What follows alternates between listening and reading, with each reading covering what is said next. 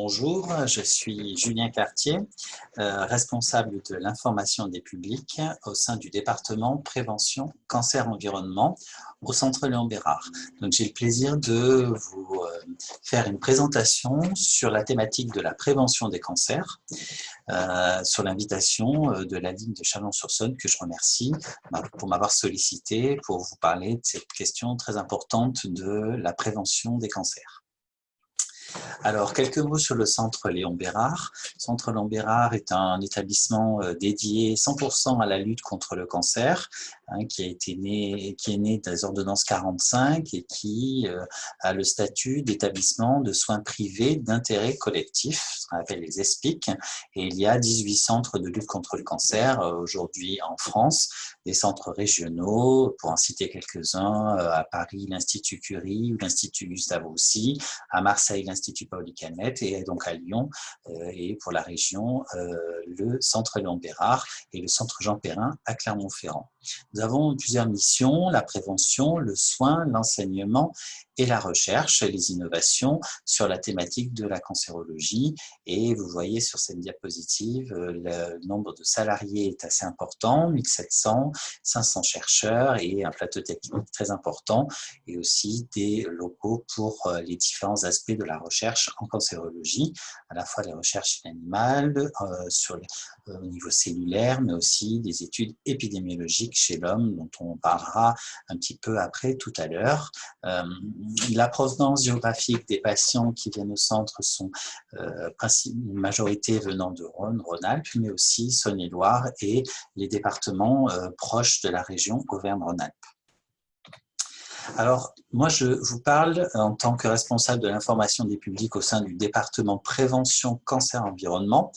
Quelles sont les missions de ce département? C'est un département qui a été créé en 2009 et qui est complètement dédié à la thématique de la prévention et prise en charge des facteurs de risque de cancer avant, pendant et après la maladie, avec le développement et la mise en place d'interventions qui permettent de favoriser l'accès à une information de référence pour aussi faire des choix éclairés. On verra combien c'est important en matière de prévention de bien s'approprier et comprendre l'information pour pouvoir l'intégrer et la mettre en œuvre d'un point de vue individuel. C'est aussi développer des recherches dans ce domaine, notamment sur les expositions environnementales, et nous développons un certain nombre de méthodes et de modèles qui utilisent la géographie de la santé, la biologie, la toxicologie, l'épidémiologie, pour mieux comprendre les liens entre les facteurs de risque environnementaux et les risques de cancer. Ce département prévention intègre tous les aspects de la prévention, on va le voir: prévention primaire avant l'arrivée d'une maladie, prévention secondaire, prévention tertiaire. Au sein de ce département, on développe donc des thématiques sur la prise en charge de l'activité physique, des problèmes nutritionnels et des troubles métaboliques à travers des bilans systématiques d'activité physique. Donc, je ne rentrerai pas dans le détail aujourd'hui puisque ce n'est pas le cœur de cette présentation. Il y a aussi également une activité clinique, pour votre information, sur les cancers professionnels et facteurs environnementaux.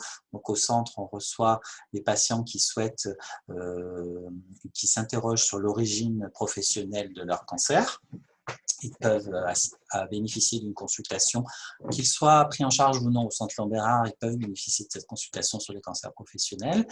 Et puis, un axe donc, qui est complètement dédié à l'amélioration de l'information sur la prévention et les outils d'aide à la décision. Alors, en préambule de cette présentation, quelques chiffres sur les cancers. Quand on parle des cancers aujourd'hui, ce sont 400 000 nouveaux cas estimés en France. C'est un chiffre très important, et à peu près 10% de cas en Auvergne-Rhône-Alpes. On sait qu'à peu près l'âge médian au diagnostic, c'est 68 ans chez l'homme et 67 ans chez la femme, et qu'aujourd'hui, plus de 3 millions de personnes vivent avec ou après un cancer. Et donc, c'est une population très importante qui a eu un premier cancer et pour lesquels aussi il y a un risque augmenté de second cancer. On estime à peu près à 35% le risque augmenté de deuxième cancer primitif par rapport à la population générale, avec aussi une augmentation du risque d'autres pathologies chroniques. Excusez-moi. Avec des des facteurs de risque liés notamment à des pathologies cardiovasculaires ou des diabètes, par exemple. Il y a aussi, sur la question de la prévention, on dit souvent que c'est le parent pauvre des politiques de santé. On estime aujourd'hui que c'est à peu près 5% du budget de la santé. Ça peut paraître assez peu. On espère que ces moyens mis en œuvre pour la prévention vont augmenter dans le futur avec les nouvelles politiques de santé. Alors, lutter contre les cancers, c'est un enjeu majeur de santé publique et les principaux cancers en termes d'incidence, on note chez la femme le cancer du sein, qui reste le cancer le plus fréquent, avec 49 000 nouveaux cas, avec le cancer du poumon et le cancer colorectal. Et chez l'homme, le cancer du poumon est le cancer le plus fréquent, viennent ensuite, le cancer de la prostate est le cancer le plus fréquent, ensuite le cancer du poumon et le cancer colorectal. Le cancer du poumon étant le cancer le plus mortel devant le cancer colorectal et le cancer de la prostate chez l'homme. L'évolution de ce nombre de cas de cancer et de la mortalité a grandement évolué au cours des 30 dernières années. Heureusement, on a des bonnes nouvelles en termes d'évolution de l'incidence et de la mortalité. Pour grand nombre de cancers, il y a une diminution de cette incidence et de cette mortalité. Je pense notamment au cancer de l'estomac, de l'œsophage, des voies aérodigestives supérieures ou du cancer du col de l'utérus. Il y a par contre d'autres cancers dont l'incidence augmente. C'est le cas notamment du cancer du sein chez la femme et du cancer de la prostate, avec néanmoins une mortalité qui diminue, donc avec une amélioration très importante liée à la fois au dépistage et au traitement de ces cancers. Par contre, malheureusement, il y a encore des cancers dont le nombre de cas augmente chaque année, ainsi que la mortalité. Je pense notamment au mélanome cutané, au cancer du système nerveux central et aussi au cancer du poumon chez la femme, où on constate, et de façon assez alarmante, une augmentation très importante des cancers du poumon chez la femme, donc des dames qui ont commencé à fumer dans les années 70-80 et qui développent des cancers du poumon. Alors, la question qui se pose quand on parle de prévention des cancers, c'est quels sont les facteurs de risque de cancer.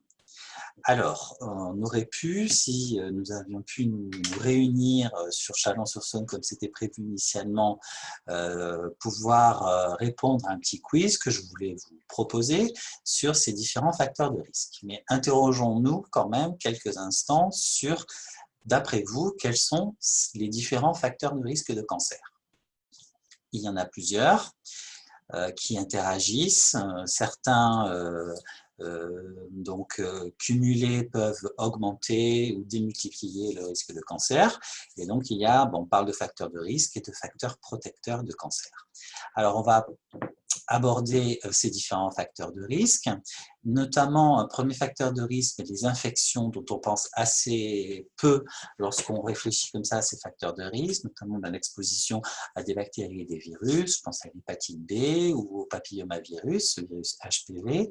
Il y a également des facteurs génétiques. On estime à peu près 5% des cancers sont d'origine génétique, en particulier notamment lorsqu'on est porteur du gène de prédisposition au cancer du sein ou de l'ovaire, le BRCA1 ou 2, on a des gènes de prédisposition au risque de cancer du sein et de l'ovaire.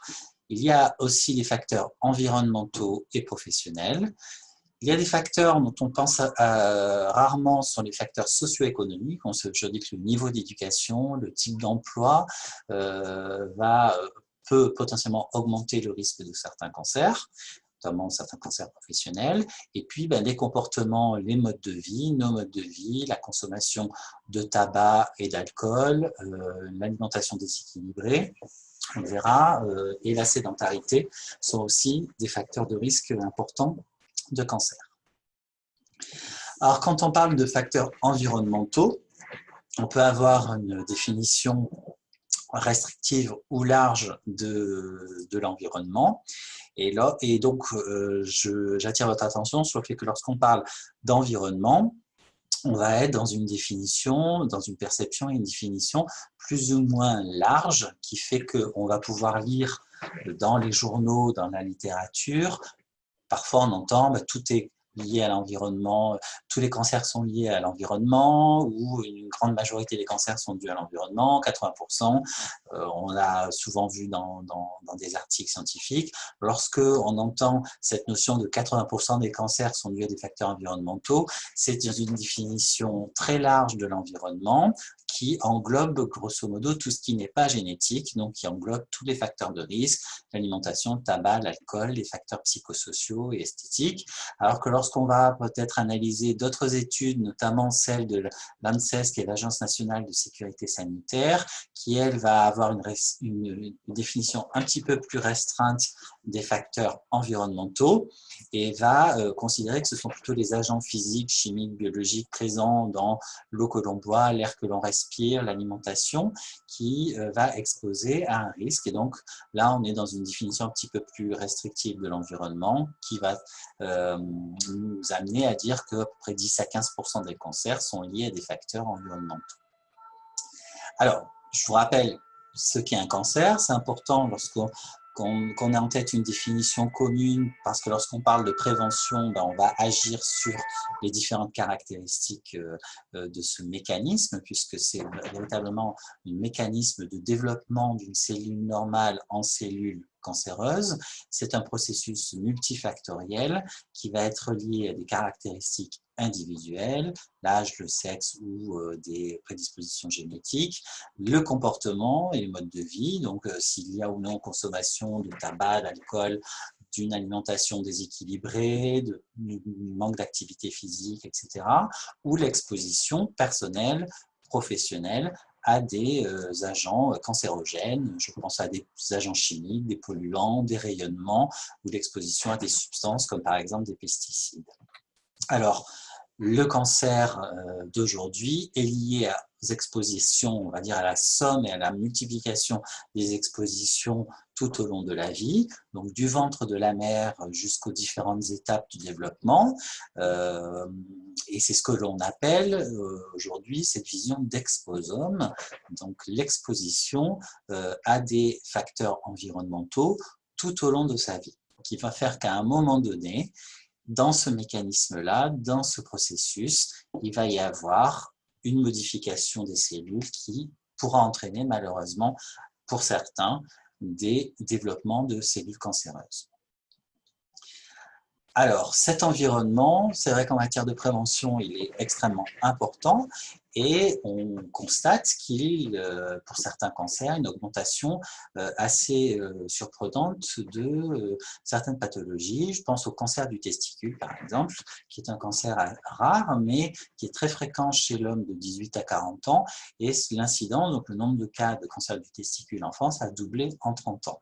Donc, ça va ce constat en faveur de l'hypothèse environnementale du risque de cancer du testicule.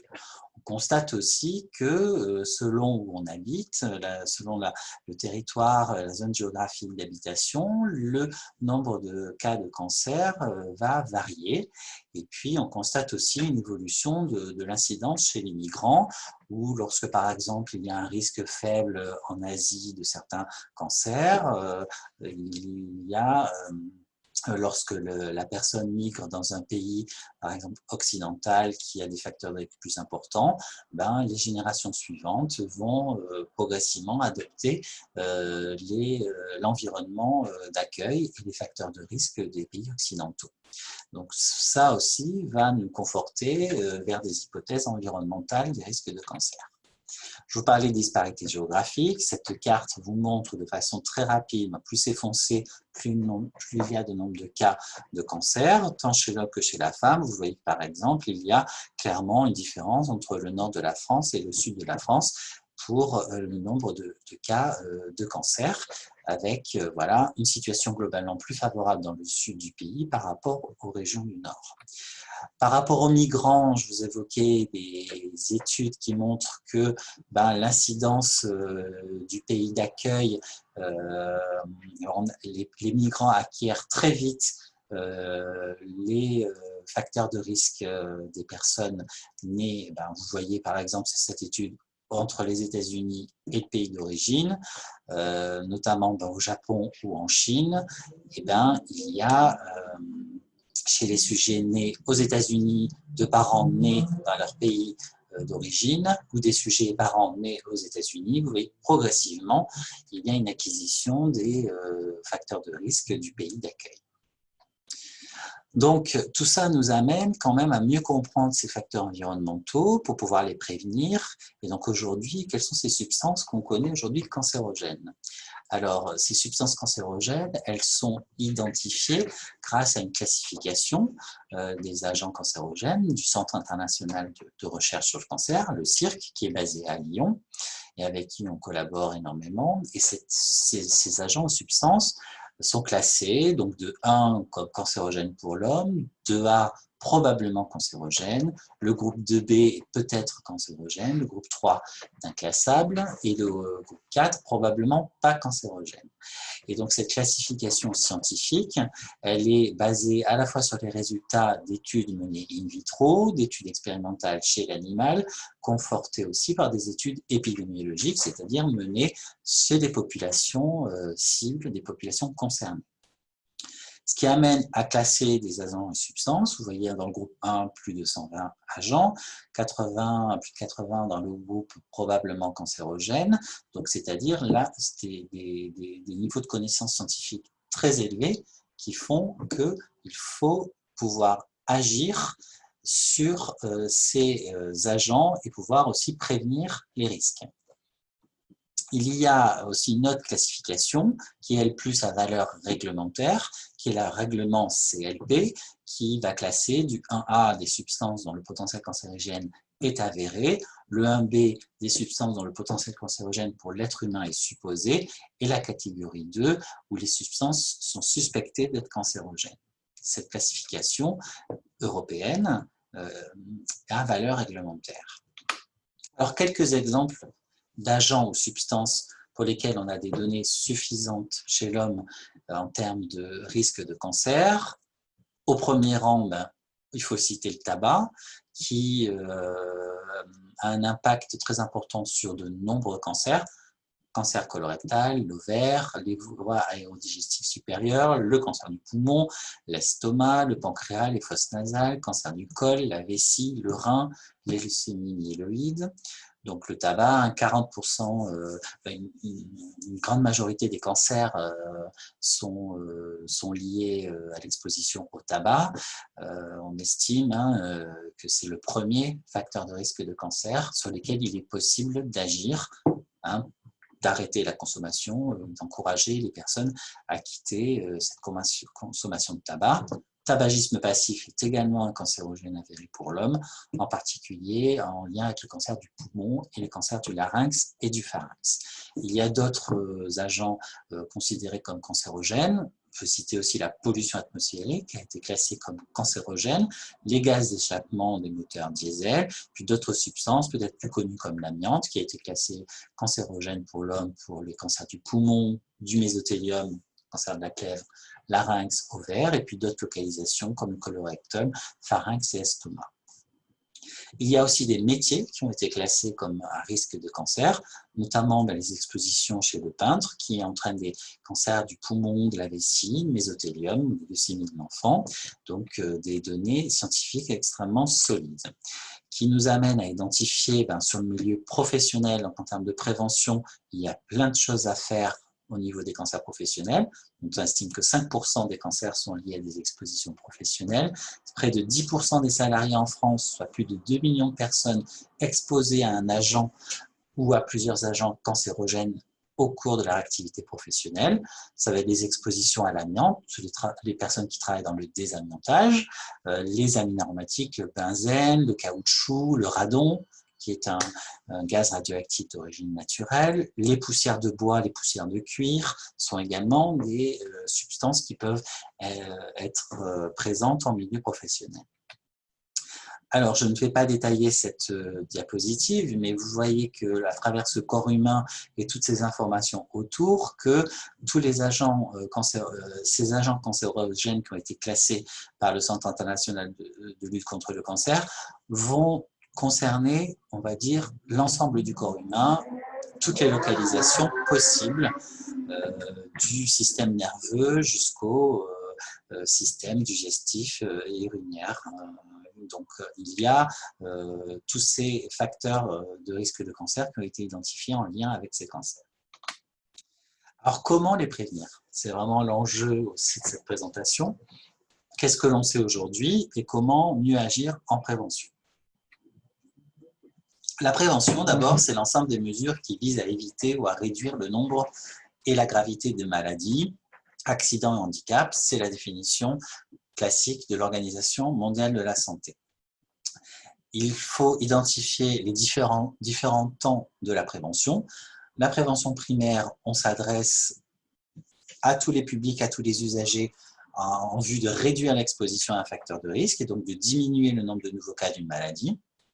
En prévention secondaire, donc en dépistage, le but est de diminuer la morbidité et la mortalité et de détecter de façon la plus précoce possible l'arrivée d'une maladie.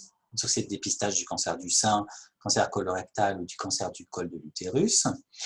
Et puis la prévention tertiaire vise plutôt à réduire les conséquences de la maladie, les rechutes et les risques de second cancer. J'évoquais en préambule rappelez-vous, 36%, une augmentation de 36% du risque de second cancer par rapport à la population générale pour ceux qui ont déjà eu un premier cancer. Donc la prévention se joue au niveau individuel, mais pas uniquement. Il faut agir aussi au niveau collectif et donc notamment sur les questions environnementales. La prévention individuelle ne suffit pas et il faut pouvoir développer une action plus collective à travers le déclenchement soit de principes de prévention, de principes de précaution. Alors en termes de prévention, on a un outil qui est assez intéressant et qui est malheureusement peu connu en France, qui est le Code européen contre le cancer, qui définit 12 façons de réduire votre risque de cancer. Et donc là, j'allais vous interroger un petit peu plus en direct sur, d'après vous, quelles sont les 12 façons de réduire son risque de cancer, qui sont synthétisées à travers ces 12 pictos. Certains, on les reconnaît tout de suite. Je pense par exemple au tabac, qui est la première mesure pour réduire son risque de cancer, de ne pas consommer de tabac sous quelque forme que ce soit, de faire aussi son domicile un environnement sans tabac et de soutenir les lieux de santé sans tabac, en particulier dans, bien sûr, les hôpitaux, les établissements recevant du public, mais de plus en plus, et je sais que la Ligue agit aussi beaucoup là-dessus, les jardins, les parcs, ou des zones où le tabac est complètement interdit. C'est faire en sorte aussi de garder un poids de forme. Donc, on va le voir tout à l'heure, l'alimentation est extrêmement importante. Et le pendant de l'alimentation équilibrée, c'est de favoriser une activité physique régulière et d'éviter de rester assis trop longtemps.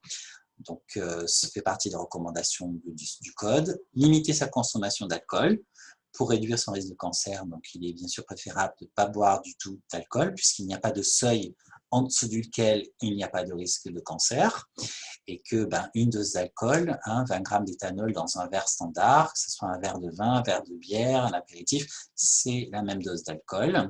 Et donc, il y a des idées reçues sur lesquelles il faut lutter. Boire une bière et à la même équivalence en termes de grammes d'éthanol que de boire un verre de vin ou un whisky en apéritif. Donc ça, c'est important. Il est possible d'agir et de se faire aider pour éviter de boire de l'alcool et de réduire sa consommation.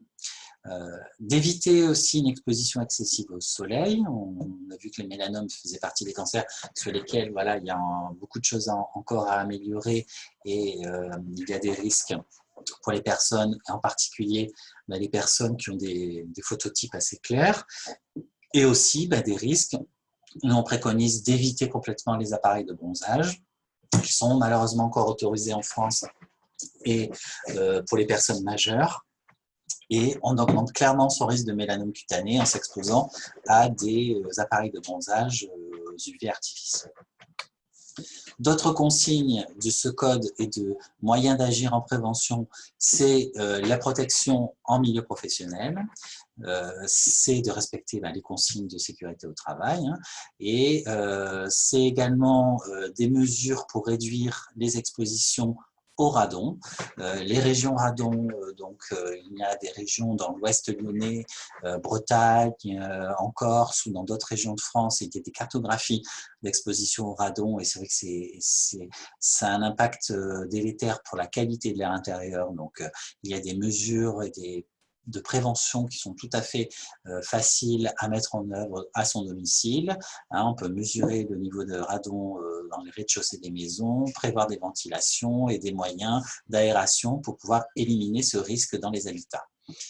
Une autre mesure de prévention aussi importante pour les femmes, l'allaitement, autant que possible. On sait qu'il réduit le risque de cancer et on sait aussi qu'il faut limiter les traitements hormonosubstitutifs de la ménopause qui vont augmenter le risque de certains cancers.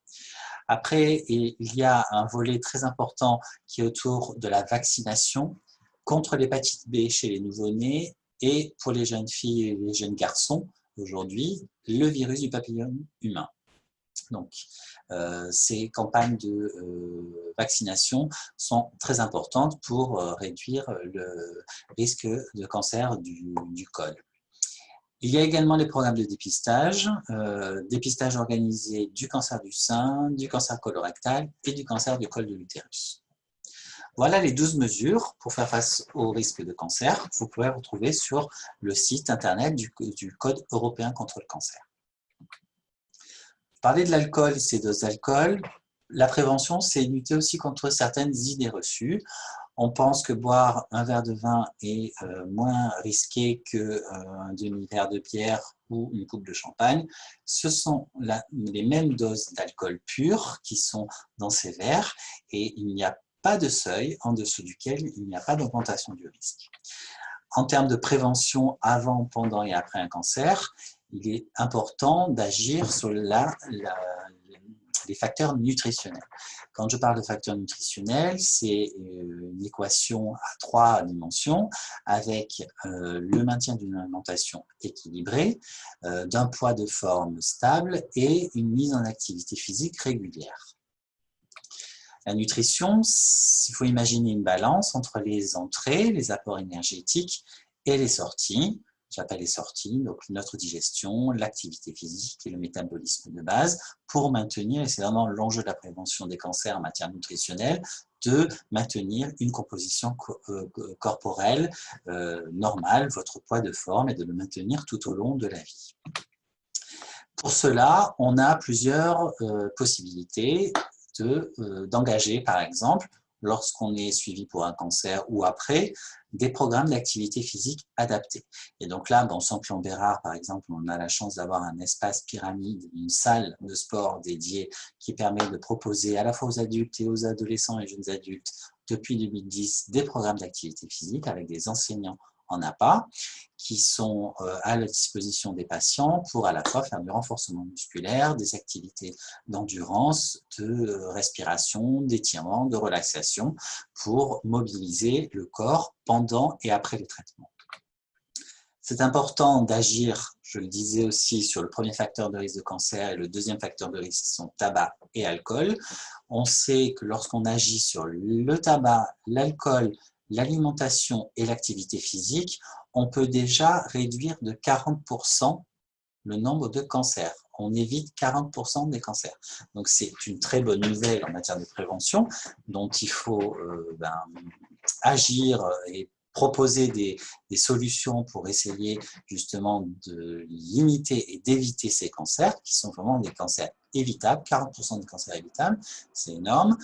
Sur l'alimentation, il y a vraiment des études scientifiques qui montrent l'intérêt de promouvoir la consommation de 5 portions de fruits et légumes par jour. Une portion, c'est ce qui rentre dans le creux d'une main. Une portion de pâtes, une portion de légumes. Votre repère, ça va être la poignée de main. La pomme de main est ce qui rentre dans une pomme de main. On ne consomme pas assez de fibres, il faudrait qu'on consomme moins 23 grammes par jour. Diminuer sa consommation de sel et de vérifier dans les aliments qu'on achète, il y a souvent des sels cachés. Il faudrait consommer moins de 6 grammes par jour de sel et maintenir ce poids stable, ce poids de forme, c'est-à-dire un indice de masse corporelle de moins de 25 kg par mètre carré. de pratiquer une activité physique, c'est pratiquer au moins 5 fois par semaine un minimum de 30 minutes d'activité physique d'intensité modérée. C'est 30 minutes d'activité physique par jour. Les faites-vous? Peut-être pas, même lorsque on a une activité professionnelle, ça peut être aussi compliqué de faire ces 30 minutes. Ça peut être fractionné par séquence de 10 minutes minimum d'activité physique d'intensité modérée. Une intensité modérée, c'est une pratique d'activité physique à la limite de l'essoufflement, mais qui vous permet quand même de maintenir une conversation avec quelqu'un.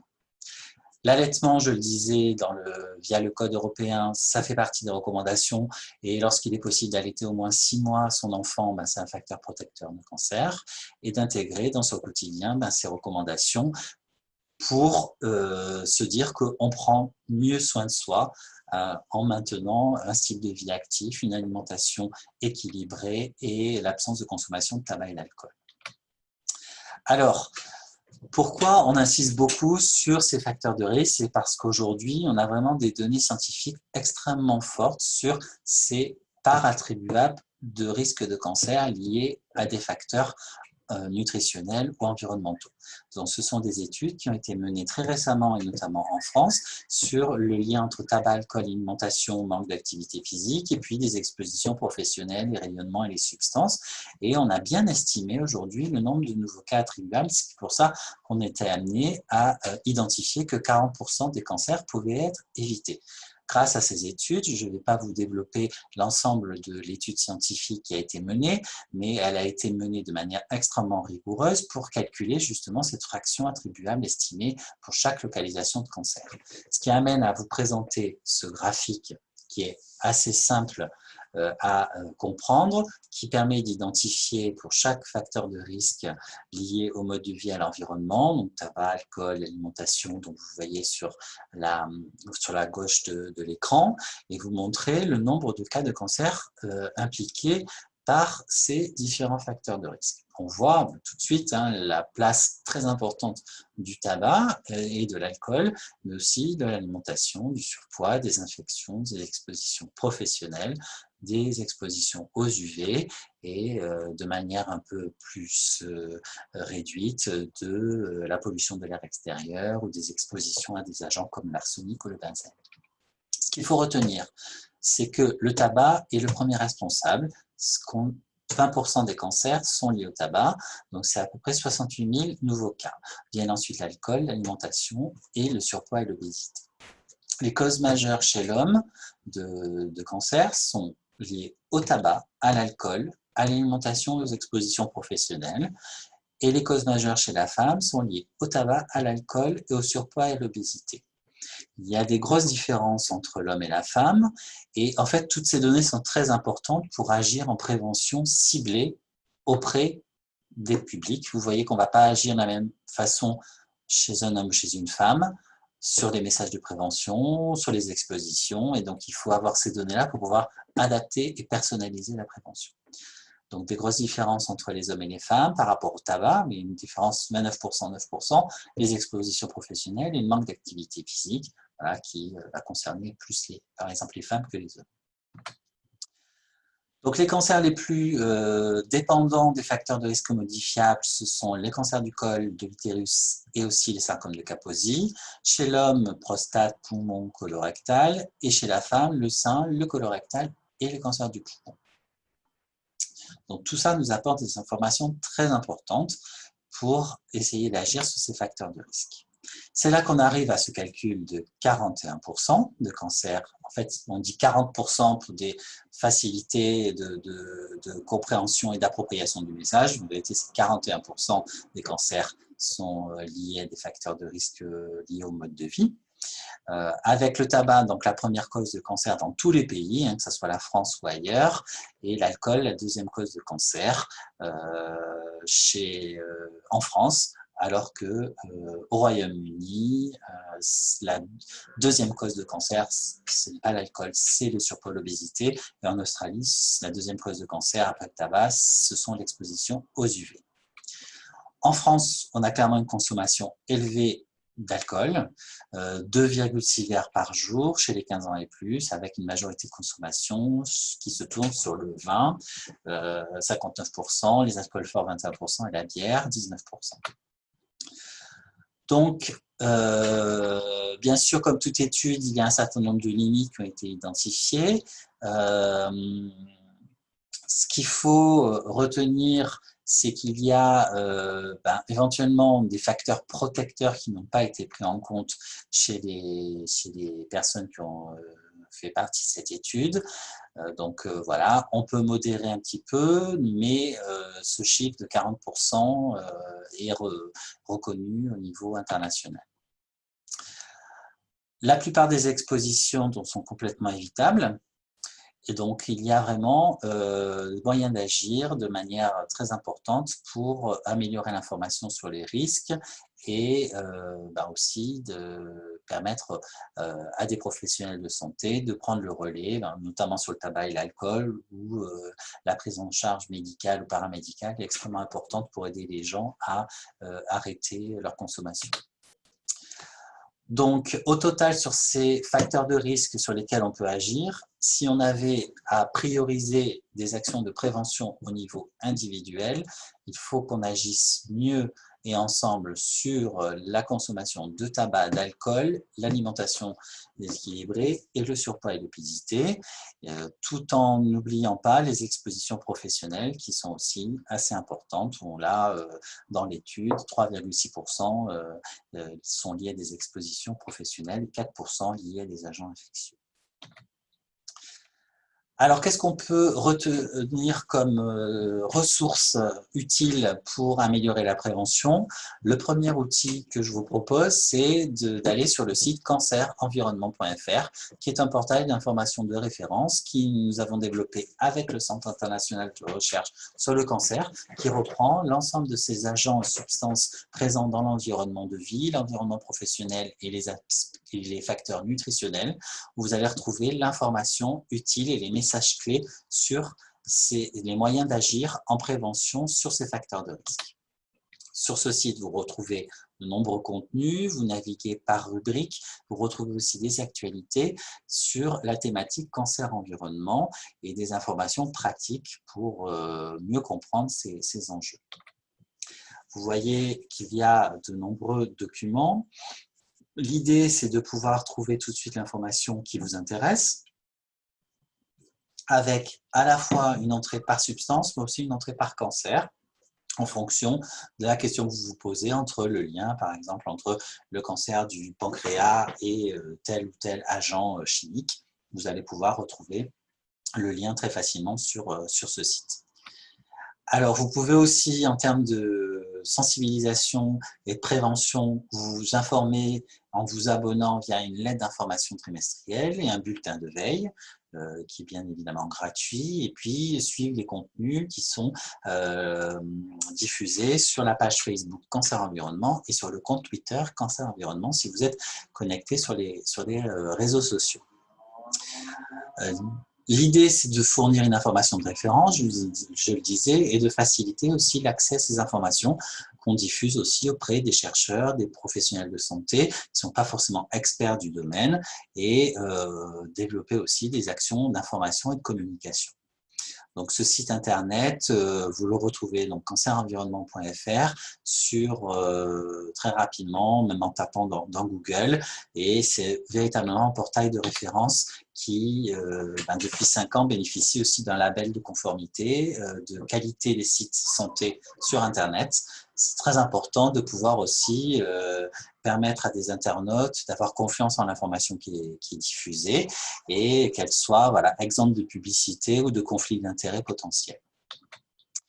Donc le portail aujourd'hui, c'est plus d'1 million de visiteurs par an et puis des pages très consultées, notamment sur les lymphomes, les perturbateurs endocriniens, la cigarette électronique, et de nombreux sites institutionnels font le lien vers le portail Cancer Environnement qui est un vrai site de référence. S'informer et prévenir, c'est aussi agir sur la formation et la sensibilisation de tous les acteurs concernés. Ça peut être des élus des collectivités territoriales, des acteurs associatifs comme par exemple des acteurs comme la Ligue contre le cancer, qui peut bénéficier de formation et de sensibilisation sur ces enjeux de prévention. Et puis, c'est également des actions qui doivent être menées au niveau universitaire, dans les facultés. Et également, on propose un outil interactif qui a été développé avec la Ligue 69, une exposition qui s'appelle « Prendre soin de soi et réduire les risques de cancer », que nous pourrions aussi tout à fait mettre à disposition sur le territoire de Chalon-sur-Saône, si vous le souhaitez, pour animer une action de sensibilisation, notamment auprès des jeunes. Voilà, la prévention, c'est agir à la fois sur les facteurs de risque modifiables, tabac, alcool, activité physique, alimentation, et aussi les facteurs environnementaux sur lesquels il y a des moyens d'agir. Sur l'environnement, notamment sur les questions de pollution, que je pourrais un petit peu plus développer. J'ai parlé de la ventilation pour réduire l'exposition au radon, il y a l'aération qui est aussi extrêmement importante, et puis il y a se débarrasser de produits polluants de son air intérieur. Lorsqu'on a bien sûr éliminé le tabac, qui est un des principaux polluants de l'air intérieur aussi, eh bien, on peut aérer pour aussi changer l'air de son habitat. Il y a bien sûr à éviter de faire brûler de l'encens, qui sature son air, des parfums d'intérieur, les moquettes, les produits d'entretien, les produits du quotidien qui vont à un moment donné saturer un certain nombre de substances chimiques, de polluants organiques persistants dans l'environnement. Et donc on peut complètement conseiller par exemple un usager de rencontrer un conseiller en environnement intérieur qui va donner un certain nombre d'astuces au quotidien pour améliorer la qualité de l'air de son habitat. Donc voilà, j'espère vous avoir dressé un panorama complet des enjeux de la prévention et des moyens d'agir. Je pense que chacun à son niveau, on peut décider de mieux prendre soin de soi et d'agir sur tout ou partie de ces facteurs de risque pour essayer de réduire ces risques. Malheureusement, ce n'est pas parce qu'on applique l'ensemble de ces recommandations que l'on va éviter absolument le risque de cancer. En tout cas, on va le diminuer. Malheureusement, le cancer, ça touche de manière aléatoire les gens au-delà de recommandations que l'on peut suivre. On peut malheureusement avoir en tête des patients qui mangeaient bien, faisaient beaucoup de sport et qui malheureusement ont développé des cancers. Il n'empêche qu'aujourd'hui, on a des données suffisantes pour dire que c'est important pour sa santé, pour la réduction de son risque de cancer, mais aussi de manière plus globale pour l'amélioration et la diminution de maladies chroniques, puisque agir sur ces facteurs de risque que je vous ai développés, c'est aussi réduire son risque de maladie cardiovasculaire, réduire son risque de diabète, améliorer sa condition physique, sa qualité de vie en général, et donc de prendre soin de soi. On agit aussi sur la santé globale, et c'est ce qui est très enthousiasmant dans la prévention, c'est que nous avons la main pour agir sur notre qualité de vie et se sentir mieux au quotidien. Je vous remercie de votre attention. J'espère avoir été clair et me tiens à votre disposition pour tout échange par mail ou lors de futurs échanges au Centre Léon Bérard. Merci beaucoup pour votre attention et à bientôt.